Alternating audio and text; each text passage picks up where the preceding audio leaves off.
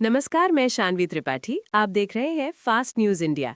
खबर आ रही है यूपी के मऊ से, जहां मकर संक्रांति के मौके पर पूर्वांचल के लोकप्रिय सिंगर माही मृदुल जी के कार्यालय पर आयोजित दही चूरा भोज व गीत संगीत का खूब प्रेम पूर्वक आनंद लिया गया, जिसमें कलाकारों में सत्या मौजी, रमेश रतन, समीर खान, प्रदीप सरगम, तबला वादक शुभम विश्वकर्मा, अन्य आदि व कलमकारों में आज bureau chief Rishikesh Pandey, Hindi net news के विनय श्रीवास्तव, पत्रकार विनोद शर्मा, पीएनएन 24 के अवलेश तिवारी, राष्ट्रीय पत्रकार संघ भारत मऊ के जिला अध्यक्ष एवं फास्ट न्यूज इंडिया के पत्रकार विजय जायसवाल के साथ इंद्र प्रताप पांडे, हरिओम कुशवाहा आदि की उपस्थिति रही।